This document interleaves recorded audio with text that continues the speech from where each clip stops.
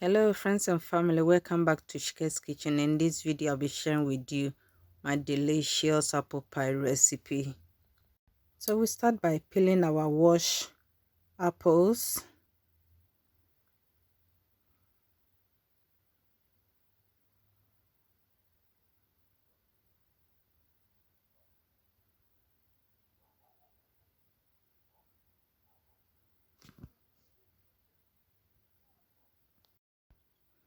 Let's divide the apple into two and then trim the unwanted parts off.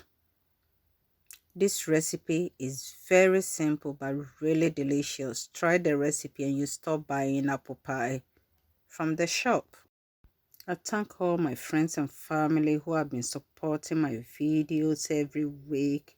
I'm so grateful for your support, and I say God richly bless you.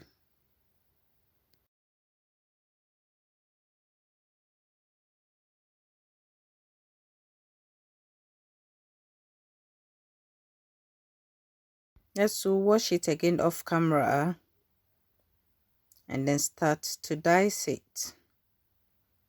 So you first slice it and then start dicing it. Yes, it's Eunice again. If you are new to this channel, please support Shike's Kitchen, subscribe, like the video, send your comments, press the notification bell, and if you have any recipe requests, please send them through the comment section and I'll get back to you.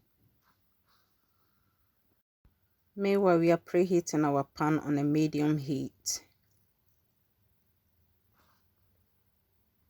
You finish dicing, next add some butter to the preheated pan and allow it to melt.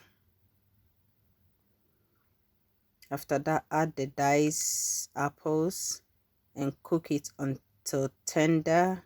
We don't want it too mushy. When eating your apple pie, you want to feel the apple in the pie. You don't want everything to be too soggy. Next, we add some lemon juice to it to bring out the flavor of the apple. We then stir it and then add half a tablespoon of cinnamon to it. Oh, it smells so amazing. The aroma here is too much. Next, we grate some lemon zest to it. So we take the remaining zest from the grater and then add it to the apple filling and stir it. We then set it aside and then start working on the dough. So we have our plain flour, sugar, and then salt. We then mix everything together, set that aside, and then dice our butter into cubes. The butter needs to be really cold. Try this recipe and you will really love it. It's so nice. It tastes so delicious.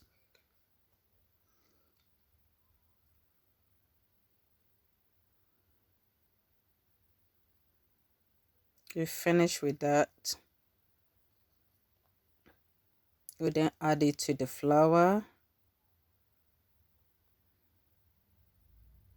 and then start rubbing it. Rub the butter into the flour. So we'll do that until we get a breadcrumb texture.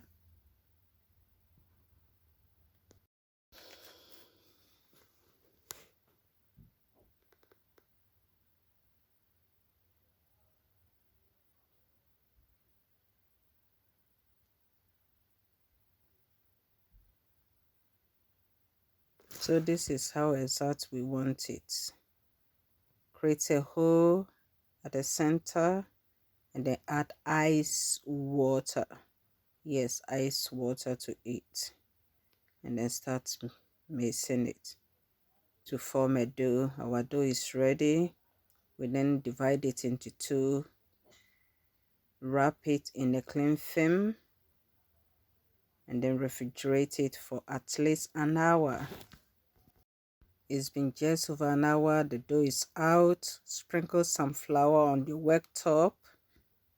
Unwrap your dough and then start rolling it.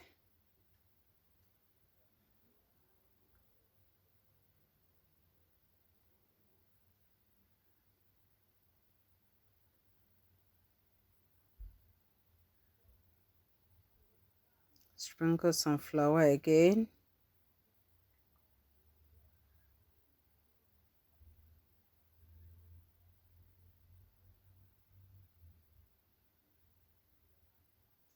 And then keep rolling it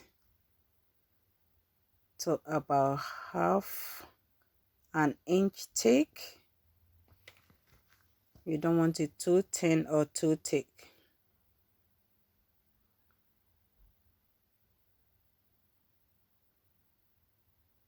And then place it on the prepared apple pie dish.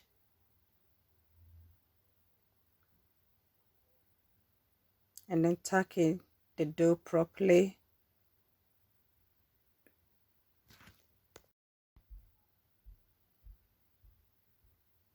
So you take your time here and arrange it really well.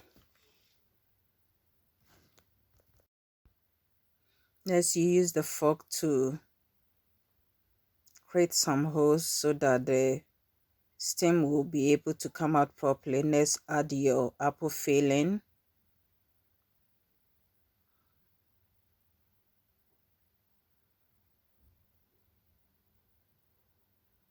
Apple filling smells so nice. The aroma is so awesome. Next, we roll the remaining dough the same. Don't roll it too thin as you struggle working with it, and then use the pizza cutter to cut some strips, which we'll be using for the topping. So after cutting it, you take them, separate them, and then start arranging it on top of the filling. You don't want to overlap it, but the space shouldn't be too wide either.